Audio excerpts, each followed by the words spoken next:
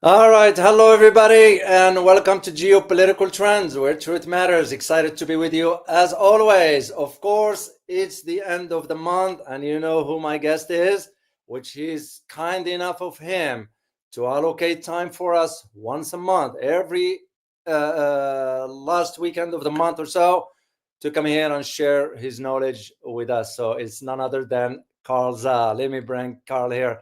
Hi, Carl.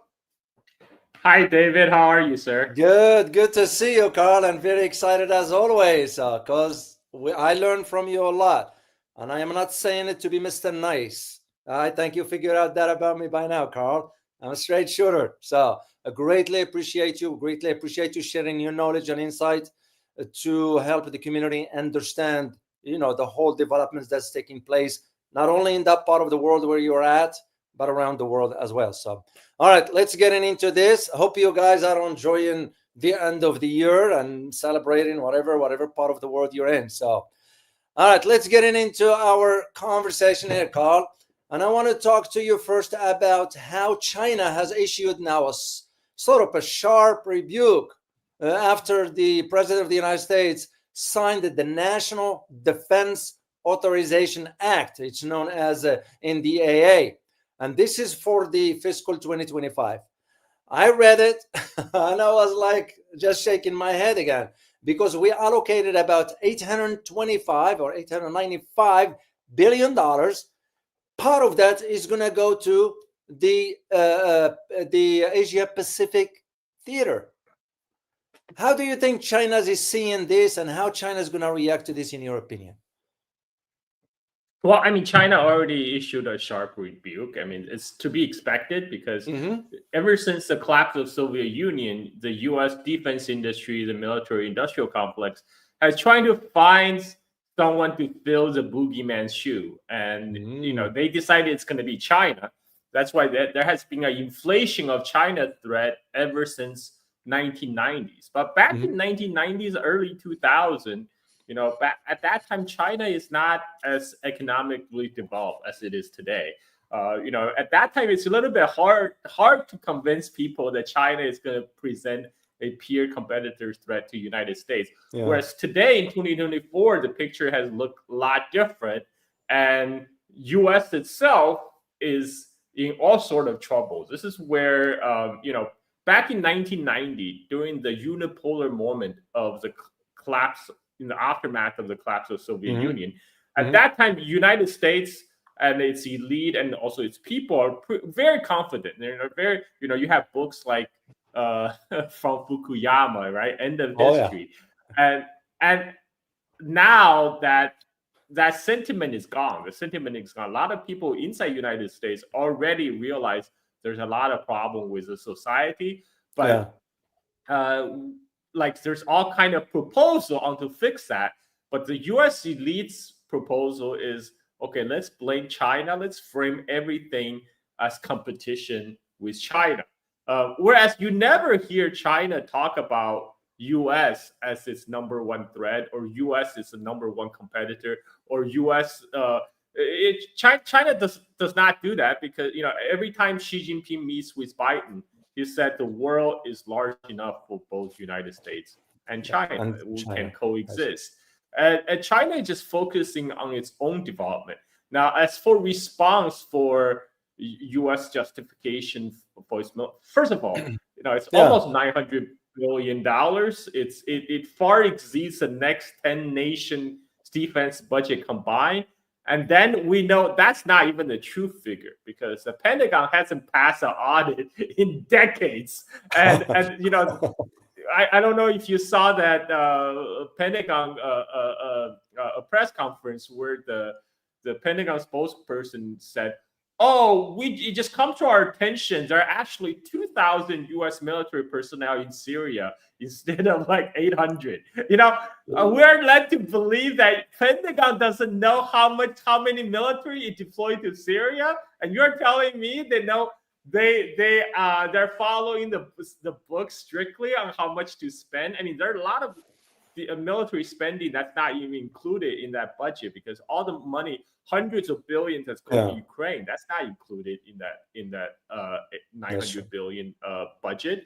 United States spent way more than that, and yet it's not getting much, to be honest. It's not getting much. For the U.S. military budget is designed to be over bloated, overinflated to feed into the pockets of the defense contractors. We all know how that game is played.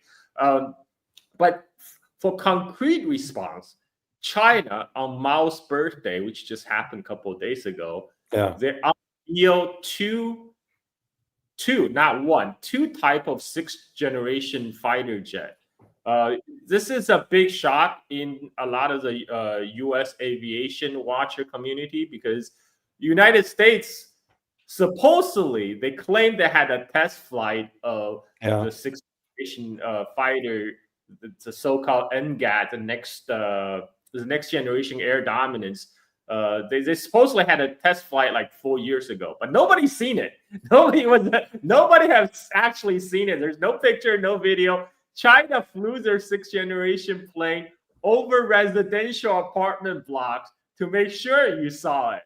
And there's a lot of speculation right now on the internet on whether they are sixth generation. But the thing is this is one area China is clearly ahead. And one of the reasons the U.S.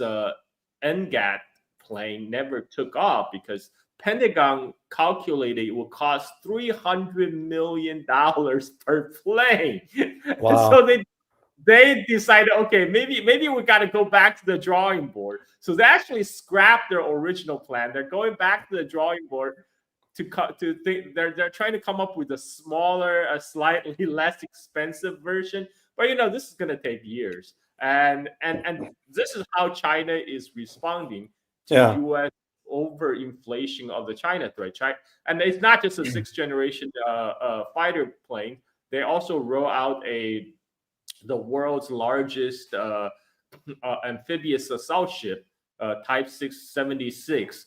It actually hosts it has a electronic catapult that can launch fighter planes on its deck. Now, this is another area where United States, when it came out with a Ford super aircraft carrier, the most advanced aircraft carrier in the world, it's the first one to have electronic catapults. But just a couple of years later, China came out with their aircraft carrier aircraft. They came out their aircraft carrier Fujian also had an electronic catapult. So China is catching up very quickly. And China can also produce its naval ships or airplanes a lot faster development cycle, a lot more cheaply. U.S. Navy recently went to South Korea to study how South Korea can build a licensed copy of U.S. Alliberg destroyer, but at 1/3 the price. Wall Street Journal reported on it, and it says, okay, U.S. probably going to need help from South Korea and Japan to help with this naval buildup against China. But the thing they don't tell you is the U.S. budget, the U.S. military spending is designed to be expensive. It's designed to be bloated. So there's a lot more opportunity for kickbacks. And this is how we get the F-35 boondoggle, the most expensive fighter jet program. And China, as Pentagon paper mentioned, it has like 235 times naval building capability than United States, than shipbuilding capability than United States. So China now builds like 50% of the ships for the world. Whereas U.S. back in World War II, it has shipyards all along its coast. Now there's only 3 U.S. shipyards that produces for U.S. Navy, and this is part a result of the great deindustrialization that was initiated by the Wall Street back in the 70s to offshore and move out all the manufacturing out of United States as a big FU to labor unions and to chase higher profit margins. And 40 years later, this is the result. People in US, like, okay, no problem, we'll just have another Sputnik moment. And this is a Sputnik moment when we saw the Chinese sixth generation fighter jet in the air. We'll just repeat what we did in the Cold War when Soviet first launched MiG-25, but we built a better plane, F-15, that we dominate. So it's just going to lead to the next generation of US dominance. But look, today's United States is not the same United States back in the 60s and 50s. Today's United States has experienced 40 years of deindustrialization. We're talking about 2 generations of talent, of skilled labor, gone, totally gone. All that knowledge for manufacturing, that's not been retained. This is all these people, they're the people that used to work in the manufacturing, they all moved somewhere else or they retired.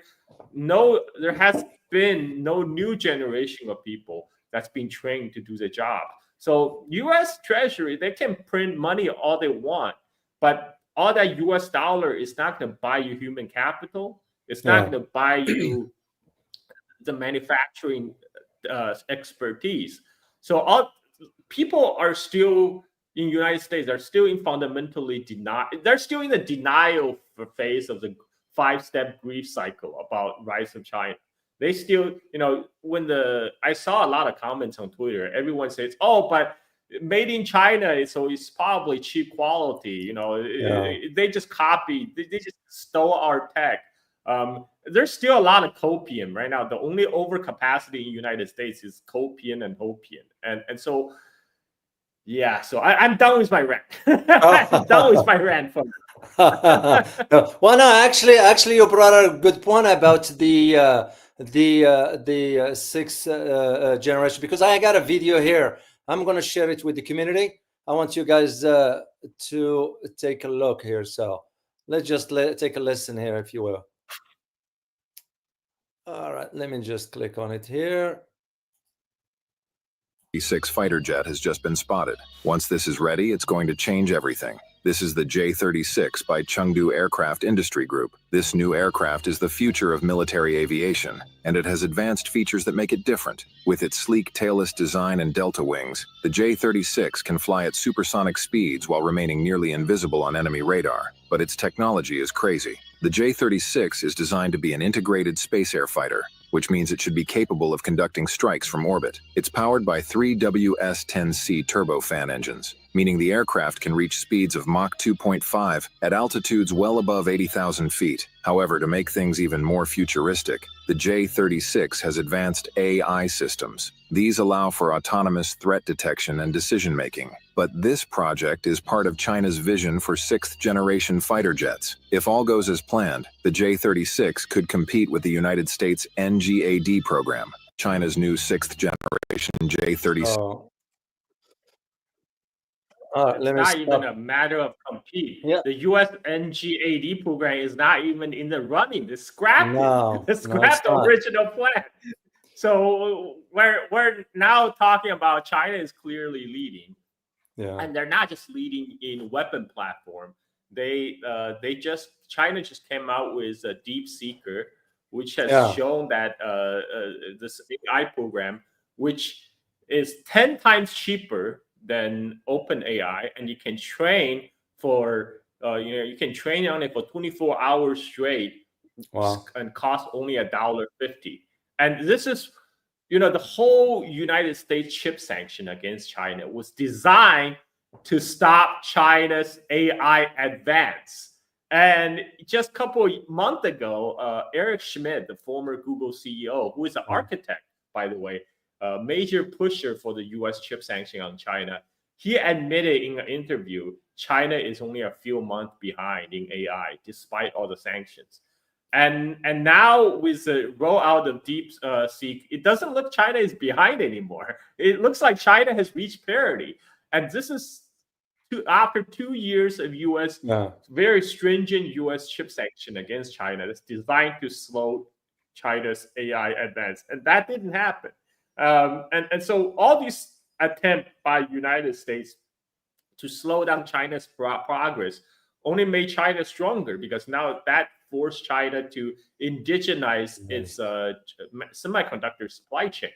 that this is one area where China had difficulty catching up before, because all the Chinese in a globalized world, all the top Chinese companies, they rather buy from established American, European, Japanese, Korean brand, because because they're trying to rush their product out to the public, and they didn't want to go buy domestic, which at the time was a couple generations behind.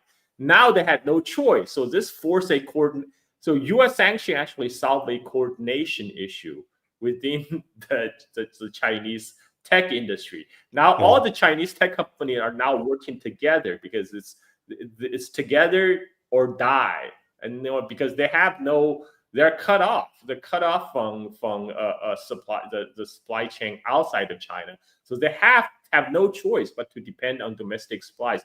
And all the money now is plowing into high-tech development in China. This is another thing.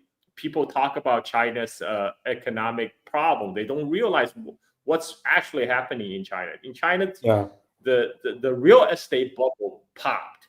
This is why it's causing the economic slowdown. Some economic problem China experiences is real, because the real estate bubble finally popped. Of course. But at the same time, what happened was all those money that used to pour into real estate, billions, now those money are leaving that market and being invested into high-tech, high-end manufacturing. And we are seeing the result of that in just last 2 years.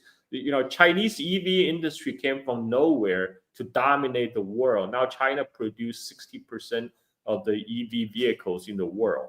And that was like, nobody saw that coming, because only 3 years ago, foreign brands, German, Japanese, American, still dominated roles of China. They still they had like 60 to 80% of the China's domestic market, the world's largest auto market. Now they're being phased out of China's market, and this is going to create more panic in Washington. This is why Biden slapped 100% tariff on Chinese EVs, because they know that Detroit 3 would not be able to compete.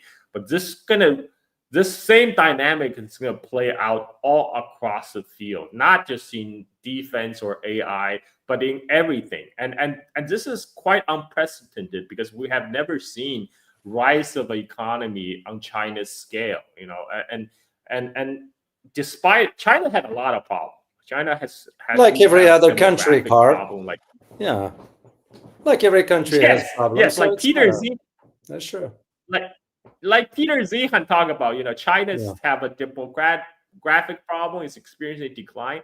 But what people are not focusing on is the deepening of the Chinese human capital. Because 40, 50 years ago, very few Chinese youth are going to college. And now more people are graduating college. And among the college graduate, a huge portion are STEM graduates.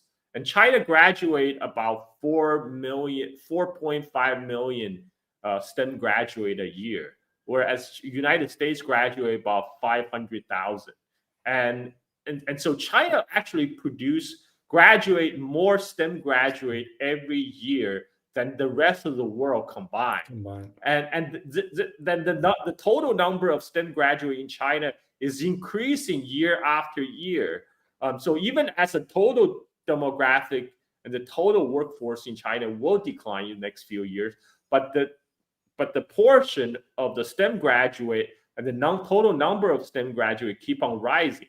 So from now to like 2043, the deepening of human capital in China will continue. And one of the thing, about back to the AI competition, China produced the largest number of AI talent, but for the past few years, for the past decade or so, 50% of almost half of this AI talent that's produced by China, they came to United States. They came to United States to work. This kind of propelled the AI development in the U.S. And now with all this all this anti-immigration sentiment in the United States, coupled with kind of anti-Chinese sentiment, that led to the China initiative under Trump, and now they're prosecuting all the Chinese researchers and scientists as a potential spies. What is going to happen is, before that the 50% of the Chinese AI talent that's going to the United States, now more and more are returning back to China. So this again feeds into the China's future rise. So it's like right now, it almost seems like whatever United States government is doing is making China great again. So that's where we are, David. Yeah. Well, I want to 2 points. I want to go back to regarding Peter Zihan. He was way off. I'm aware of the guy's background when he was at the U.S. Embassy in Australia and so forth, especially when he said one time that China's economy is about to collapse. I just shook my head. I was like, what are you smoking, man? Second thing regarding the EVs, I was in China and I saw there, the manager for BYD granted me audience and allowed me to do recording on the floor, looking at those vehicles right there, and incredible for what I saw. I even brought here. Hold on a second. All right, it's my show now, guys.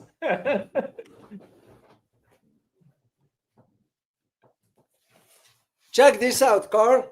I brought a copy from another company in China regarding their vehicles. It was incredible. When I asked about the pricing, it was no more than $20,000 for a luxury car. A luxury car. And now we're finding out that the US, here's another image of it. Check this out. Incredible. I sat inside and saw how advanced these vehicles are. And the US is about to put 100% tariffs on it and so forth. So so you're absolutely correct about the EV. It's him. I have a family visit right now from Holland, Netherlands, and they are telling me now that in the Netherlands, they run into problems. They couldn't afford to have the battery charges on the locations. And they're pushing with this tariff along with Germany, France, and so forth. So I see your point. So let me go back to the spending bill that the president now authorizes. Just for you guys to know, this is about $895 billion. Okay, the bill that's what authorizes a 1% increase over the last year, and the largest defense budget in U.S. history. Here is where the kickers that I need you to understand, and this is why I like having Carl here, because he'll break down for you guys to understand, for all of us, not just you, all of us to understand. 15 billion out of that is allocated to the U.S. Pacific Deterrence Initiative. Let that sink in. $15 billion is allocated to the U.S. Pacific Deterrence Initiative. And this is where you are looking now and some changes taking place. In your opinion, Carl, do you believe this has to do with what's going on in Philippines? Because the Philippines Army wanted to purchase the Typhoon and THAAD systems that goes about 200 nautical miles. What the heck's going on? Yeah, I mean, so definitely, United States first brought Typhoon missile to the Philippines earlier this year to participate in the largest joint military exercise between U.S. and the Filipino military. And after that, they say, "Oh, okay, we're going to remove those Typhoon missiles. They're just here for the military exercise." But they didn't. And now the Philippine government is saying, we're thinking about acquiring those Typhoon missiles.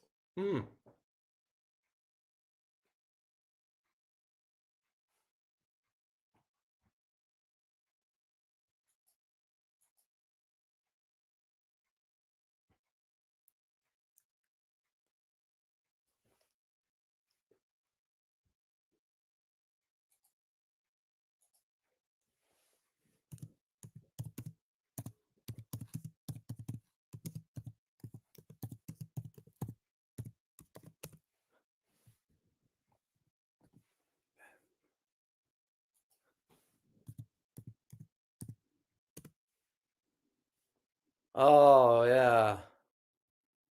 We're frozen. Yeah.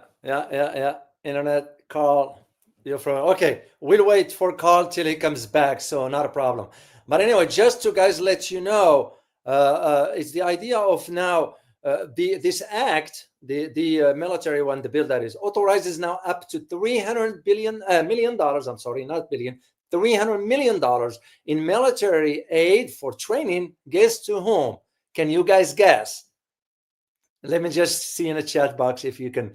I like you to type in on the chat box to whom the $300 million is going to go to. That was the whole reason for why we have these tensions in the South China Sea. No, not the Philippines. No, not the Philippines. Good try, Army with Harmony. No, not the Philippines. One more guess. To you, Ali. That would be nice, right? $300 million. Australia, no. No. It goes to a specific entity as to why we have tensions with China. Not Raytheon. It goes to one particular location over in Asia. Oh, you got it. You got it, Army with Harmony. Taiwan. It is Taiwan. That's where that $300 million is going to be allocated. So now you can understand why this is important to have an understanding about why this bill matters. And that's why I wanted to address this for you guys with Carl, because I need you to have an understanding as to why it matters. That's the importance of it. I'm going to wait till Carl comes back, and I'll share with you another clip that I got from another location. Oh, here is Carl coming back. Here you are. Here you are, Carl. Hi. Yeah. I need I need No worries, man. No worries. Things happen with communication. Anyway, I was explaining to the community here about the purpose for that $895 billion, and $15 billion out of it is allocated to the U.S. Pacific Deterrence Initiative, with specifically $300 million going to training for Taiwan. We all know what it means. And now when I see what's going on in the Philippines, I can understand why the Chinese are pissed, and rightly so. And this is why I wonder, how did China's going to move forward, in your opinion, given the changes that's taking place militarily with the U.S. and Philippines? Well, China is investing a lot in its defense right now. We saw results of that with the newly roll out of its sixth generation fighter, the new amphibious assault ship, and a new AWACS plane. All this China showcased everything in span of 24 hours on Mao's birthday. This is China's capability, and that's tied with China's manufacturing capability. China is the world's factory right now. It's the world leading manufacturing power. United States, a lot of the planners, they think when they think about confrontation with China, they're thinking they're going to fight Pacific War 2.0. But what they don't realize that back in 1941, U.S. is a much stronger industrial power than Japan. So it was kind of hopeless for Japan when the war finally broke out. Yeah. But today, in terms of comparison of the manufacturing power, United States is the Imperial Japan in 1941. China is the United States of 1941. Wow. That's kind of the power differential in terms of manufacturing power. A lot of people are in Washington are still in denial about this. They're still talking about turning Taiwan Strait into a hellscape for China by using unmanned drones, unmanned vessels. But look, you're going to compete with China on producing drones? I mean, China can produce tens of, millions of them. I mean, there's not even a question. And you're fighting a war right on China's doorstep. The Chinese. This is one thing United States complain about China is that all the missiles that China placed in China can cover all the way up to Guam. And this is why U.S. response, of course, is placing Typhoon missile in the Philippines, which could cover much of southern China. And this is very dangerous escalation, of course. This is because, as we have observed in Ukraine, all the attacking missiles that U.S. supplied and that have fired into Russia, those attacking missiles were not manned by Ukrainian personnel. So they're manned by American personnel. The target is based selection. This target are selected based on satellite intelligence provided by U.S. It's basically it's not so much a proxy war against Russia anymore. It's like a U.S.-Russia war. These U.S. military personnel are firing U.S. weapons on targets selected by U.S. intelligence, and this is what happened. What happened on the Philippines as well. Those Typhoon missiles are not going to be operated by Filipino military personnel. They're going to be operated by Americans. All the target selection is going to be done by Americans. So this is American trying to sneak into it's a sneak deployment of U.S. military hardware asset into Asia Pacific, just like the whole AUKUS deal with Australia. The AUKUS, the linchpin of AUKUS is United States is going to provide Australia with a nuclear submarine, 40 years down the road. And then, but in the meantime, Australia must construct a submarine port in Perth that will be capable of hosting nuclear submarines. So in the meantime, the U.S. nuclear submarine can park there, can use it as a base. So basically, U.S. is making Australian taxpayers paying for U.S. deployment, of military asset into Australia. It's a great deal for U.S. and this again, this is something similar that they're doing in the Philippines. They're going to make the Filipino pay for it, and so that's how the industrial complex works. It's all a big grift. So it becomes clear that maybe this guy, or not this guy, President Marcos, needs to step down if he's not going to be serving his country. I mean, it's common sense. What do you think, Carl? Would it make sense for him to step down? Well, I mean that's Filipino domestic politics. Matter. I mean, Marcos you're right. Is not exactly very popular at the moment. Right? There was a big public spat between him and his vice president, Duterte's daughter, by the way, and she actually claimed that there's a plot to assassinate him by Marcos, and in return, she said if she ever gets taken out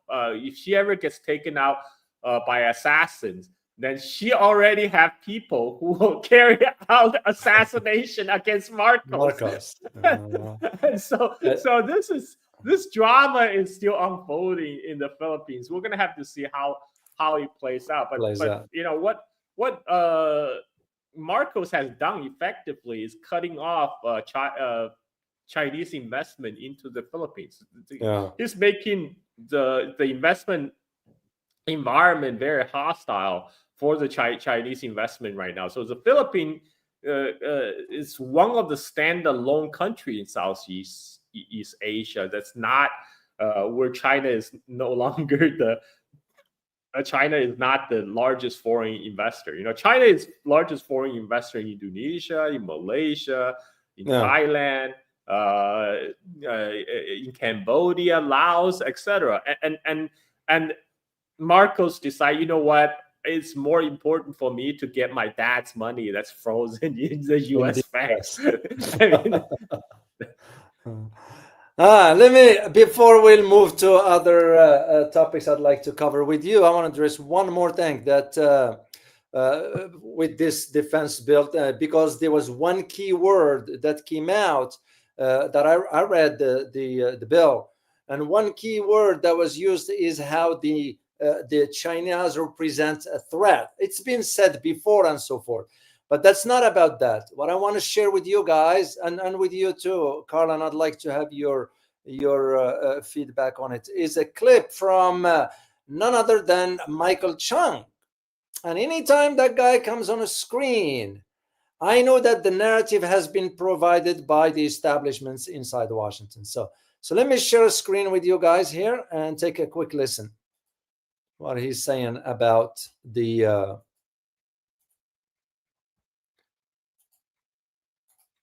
whether they will actually do it or not is a different question, but they're making preparations to kill Americans. Well, to kill Americans. Are we prepared for this? No, we're not. The President of the United States, the one with the constitutional duty to protect Americans from foreign attacks, his number one constitutional duty. He doesn't talk to the American people about this. His budgets don't reflect priorities of getting us ready to go to war. And unfortunately, we have American people who think they're at peace.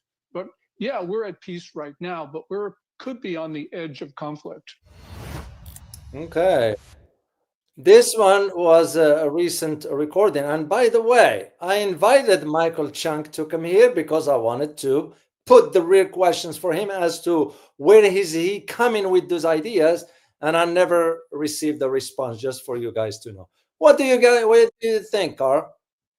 Oh, I call him Uncle Chang, and Uncle Chang has been a regular feature on American mainstream media. And this is a guy whose claim to fame is he wrote a book in 2001 about the coming collapse of China.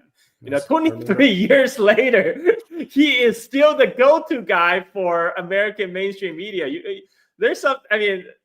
The only reason he is still employed is because he's telling people what they want to hear. Mm-hmm. And people want to hear is China is doing bad, China is collapsing. To address one of the questions that one of the guys say, if China's economy is so good, why is there still people sneaking across the border to the United States? Okay, first of all, China is a country of 1.4 billion people. And out of that 1.4 billion people, hundreds of millions have traveled. There's 100 millions have traveled outside of China. And guess how many are coming to the United States?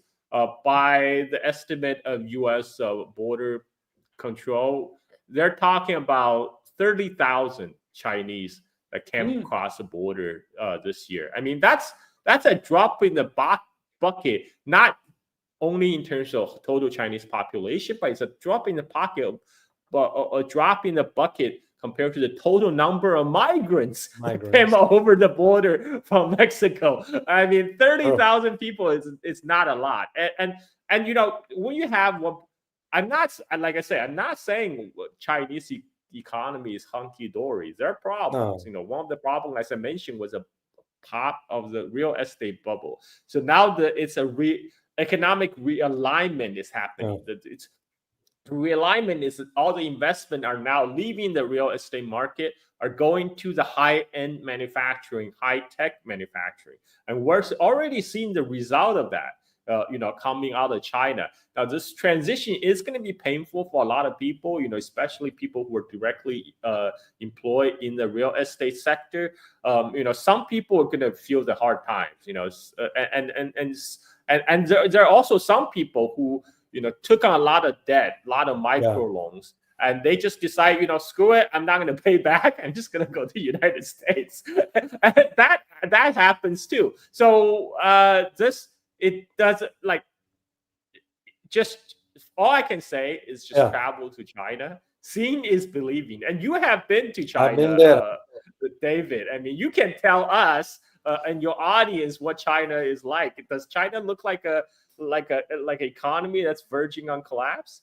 No, not at all. And I did a video, guys, I'm sure you guys saw it. Upon my return, I compiled a whole almost a documentary, if you will, with the images and everything. So that's why I didn't buy the arguments that some were making in Washington as far as the upcoming collapse of China. It's like, what are you guys talking about? I'm right here on the ground. I can see. Usually I will see signs for when a collapse of an economy is coming down. You'll see. I didn't see any of that. So let's move on to one other topic that I need to have your input about, and this one has to do with BRICS and Indonesia and Thailand. Let's tackle the Indonesia one, because I have a map here that I want to share, especially when it comes down to the Malacca Strait. So I just wanted to get your feedback regarding Indonesia and BRICS. How is that going to transform BRICS vis-a-vis ASEAN, in your opinion? Okay, this is big news because Indonesia is huge. People don't realize how big Indonesia is because we usually use a map with a Mercator projection, which makes the northern countries really big. Like Greenland is huge, and whereas countries like in the south, like on the equator, Indonesia don't appear as big. But if you superimpose a map of Indonesia to Europe, Indonesia will run from city of London all the way to the border of Afghanistan. That's how big Indonesia is. It's pretty much a mini continent by itself, and it's also one of the most populous country. You know, Indonesia is the world's fourth most populous country after India, China, and United States. It's also the world's most. It has the country with the most Muslim in the world. It's you know, because it's a Muslim majority country. So by any matrix, Indonesia is very important, and it's the largest country in ASEAN.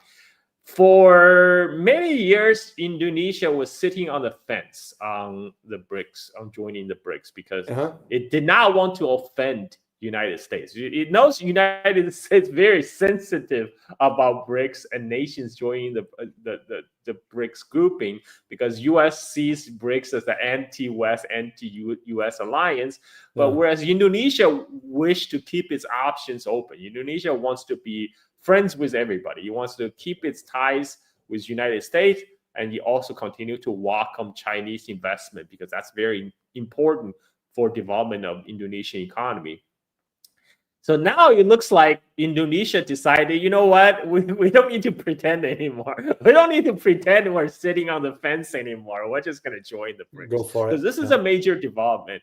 And it shows that the kind of the movement toward BRICS is inevitable. It's kind of almost unstoppable particularly in the global South countries. It makes sense because the Indonesian economy is increasingly tied with the BRICS country, with China, but with other members of the BRICS country as well. You know, especially with the just recent complete construction of Chang port in Peru by China. That's going to link all of South America to Indonesia as well, because Indonesia is going to set on this transit route. You show the map of Malacca Strait. That's what most of the Chinese trade with China will go through the Malacca Strait into South China Sea. All the Chinese exports and Chinese import will go through Strait of Malacca to Middle East, Africa, and so this is also, you know, U.S. Navy has always talked about, we're going to choke up Strait of Malacca in case of war, but it's unrealistic. First of all, they never practiced it. You know, they're not serious about it, because for something, if they're going to stop the traffic in Strait of Malacca, they're not just stopping the traffic to China. They're stopping the world trade. Because China is the center of the world trade. When they stop the Strait of Malacca, they're essentially blockading the world. They're blockading the entire East Asia. So that there's no way that's going to fly. But Indonesia is important because it sits on the other side of the Straits of Malacca. And Indonesia right now, China is the largest direct foreign investment in Indonesia, and China is helping the Indonesia climbing the ladder in the manufacturing in terms of manufacturing. You know, China, because Indonesia has an ambition to be a major suppliers of nickel and cobalt, two essential ingredients for making batteries for EV. And traditionally, Indonesia export these raw materials to be refined elsewhere. But Indonesia has banned export of nickel because so they can be processed inside Indonesia. That attracted a lot of Chinese capital. Now it's mostly Chinese capital that's coming into Indonesia to set up factories to refine nickel and cobalt. And so that will help. And China also has the most expertise in making batteries. Chinese battery makers dominate the battery market. So they will have a lot of expertise to share with Indonesia to set up factories over here as well. I mean, as I mentioned before, I'm waiting for the BYD factory to be up and running. Their plan is to have the first BYD factory in Indonesia to be pumping out EVs by January 2026. So that's what I'm waiting for. So for the price of Chinese EV in Indonesia even to come down even further, because by producing domestically in Indonesia, that will allow a lot of the you will avoid the tariff, because Indonesia also have a high tariff on foreign auto imports to encourage foreign automakers to manufacturing car domestically. So that's what BYD is doing. And a lot of other Chinese companies are doing. They're coming to Indonesia to open up factories, and this is going to be great for Indonesia, because Indonesia is still very a youthful country. A lot of people needs employment. So things are looking up. Things are looking up where I am right now. A lot of people are very optimistic about their future in Indonesia.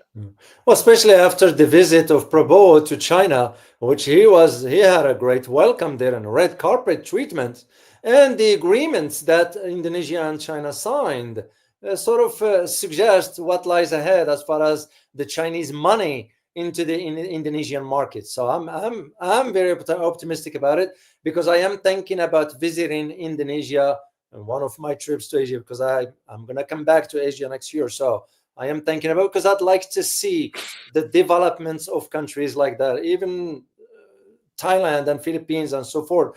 If I get a chance, I might visit. Speaking of Thailand, I'm sure you're aware of the invitation that they got from BRICS. How is that also going to change the economic calculations in Asia? So we have talked about Thailand on your show last month. I remember. Thailand had traditionally maintained a very friendly relationship with China since late 70s.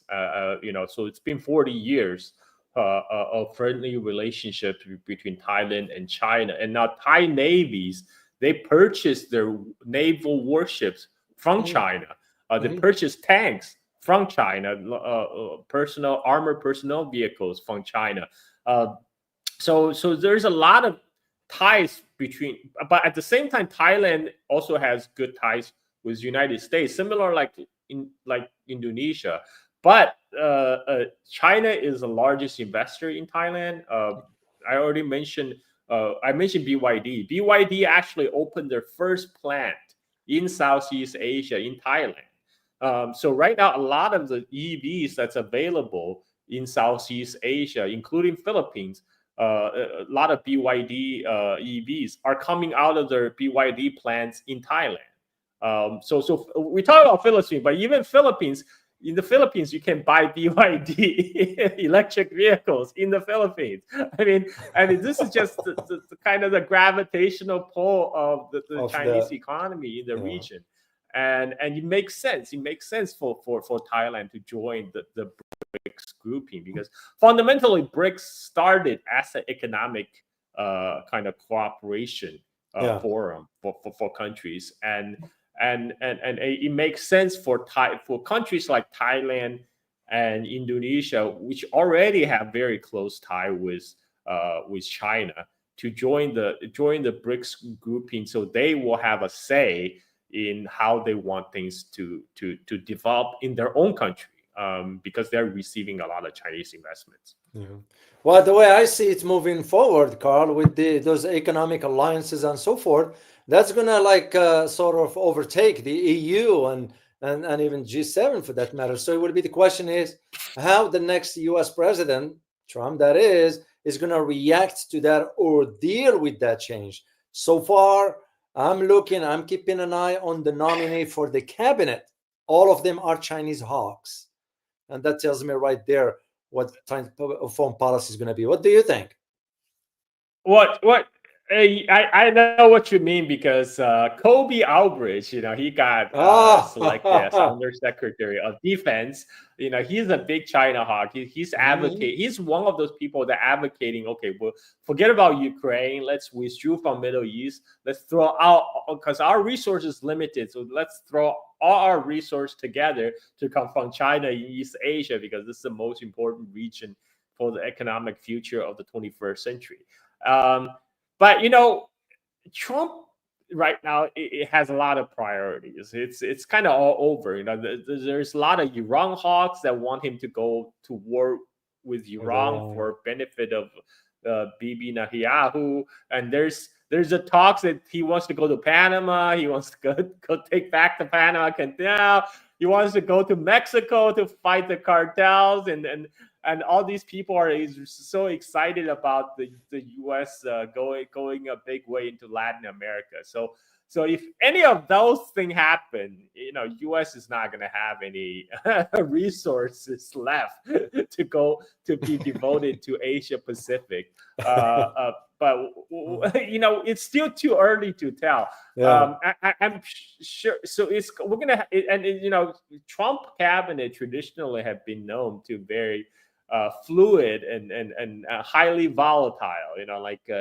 John Bolton. He was there for a while. After he did his damage, he got kicked out in the first term. So we'll have to see who is gonna be a long-term presence on the Trump cabinet. It's too early to tell right now, because his cabinet is kind of all over the place. There's a lot of priorities. There are people who want to focus on Latin America, people want to focus on Iran, and then there's some like Albridge who want to focus on China. But remember, Elon Musk being one of the big Trump backer, he has a vested interest to keep things peaceful with China, because he's Shanghai Gigafactory. That's where 50% of Tesla have been made right now. So there's that factor that might have play some kind of influence in Trump's decision. But overall, I think Trump is his instinct is still as a businessman. He might be looking for some kind of deal with China. Like, he might play tough, but in the end of the day, he might negotiate for some kind of deal. We'll just have to wait to see what kind of deal that is. Because I remember the first Trump, there are a lot of people, a lot of neocons especially, they're scared that Trump is going to trade away Taiwan for some kind of trade privilege with China. So we still have to see. We'll still have to see how that, Trump is a wild card, right? So we all know that. We just have to wait and see. Yeah, this is with the assumption that when he sits down with the Chinese, he will sit down on an equal footing, which I don't see the U.S. administration doing that anyway, because they're thinking. There is one more thing on the list of the things you mentioned about Trump that might get your attention. It also has to do with Greenland. Trump is focusing on wanting Greenland. Look, what the heck? Yeah, we got enough domestic issues here, and he's going to be thinking about Greenland. Go figure. So it will be very interesting to see what those dynamics and Canada. Canada, he put in tariffs on them, and Mexico. It's like, which direction do you want to think with this guy here? Those are into the USMCA, the treaty they signed, the replacement of NAFTA. All of a sudden, you put in tariffs on them. And I think the one for Mexico specifically, it has to do with the concern that the Chinese have been in talks with Mexico about establishing the manufacturing there for the EV batteries. Yeah, I mean, right now, Chinese electric vehicles, they are once 1/3 of the Mexican new car sales. I mean, Wow. that's huge. They came from nothing. Yeah. In just few years, they took over 1/3 of the Mexican car market, and because of NAFTA, there's a very there's not much of strong barrier to keep all these Chinese cars south of Rio Grande. I mean, like, what if Yeah. American person just go to Mexico and buy it Buy and then drive across the border and then save like $20,000, so we're gonna have to see how that's gonna play out. But 25% tariff on your largest trading partner, that's ridiculous. Because after China's trade decline with United States, Mexico and Canada are now the largest trading partner with United States. So I mean, you are just slapping tariffs everywhere.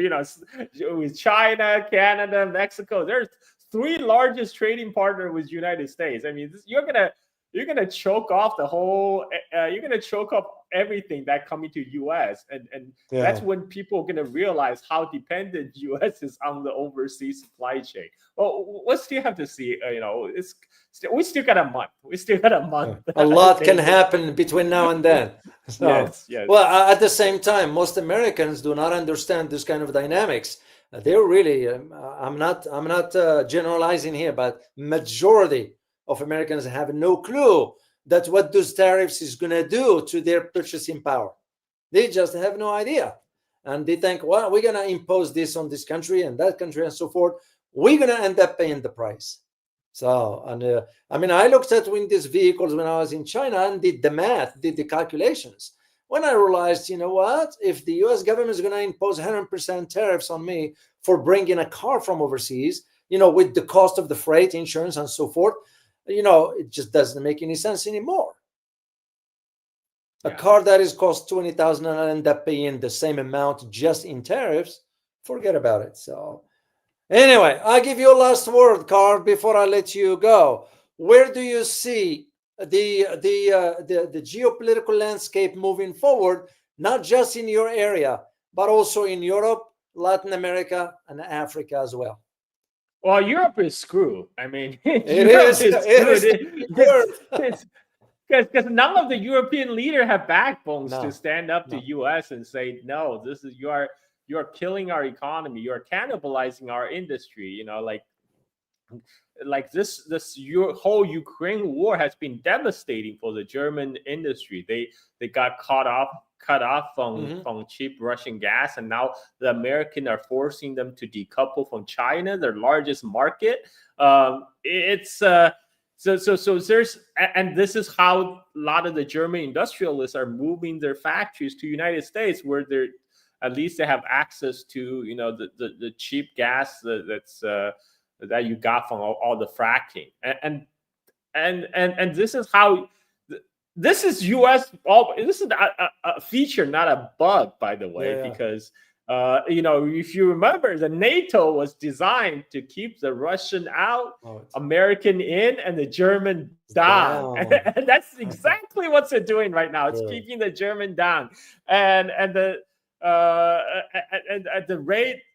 The current rate things are going, Europe is going to be left further and further behind because they're following the self-destructive policies their leaders, basically the Americans, have imposed on them. And all these leaders in Europe, whether von der Leyen or Baerbock, these people all have been groomed from a very young age by Atlantis' institutions to take over, to act as the spokesperson for United States, and unless the European voters throw these guys out, there's not much hope for Europe in the immediate future. Now, back in Asia, things are looking up. None of the people in Asia are looking for a war or confrontation, because everyone knows that the war will be fought in the neighborhood. It will be devastating for everyone involved. People are much rather be just engaged in trade, a mutually beneficial trading relationship, and that is continue to deepen. Like I said, even in the Philippines, that you can buy BYD cars at an affordable price, and same thing is going to happen in Indonesia, Thailand. There's a lot of the Chinese automakers actually putting a lot of pressure on the Japanese automakers in Southeast Asia right now, because traditionally Japan kind of dominated Southeast Asian car market. Even right now, in Indonesia, a lot of the car brand you just see it's almost all Japanese. You hardly see any American or European cars here, because the Japanese have entrenched themselves in Southeast Asia for many decades, since 1960s, 1970s. But now that's changing. The Chinese EV makers are now taking away market share because they're making cars that's cheaper. It costs cheaper. It's cheaper to operate because they run on electricity, which is much cheaper, and they and those cars, they appeal to, and they're packing with more features.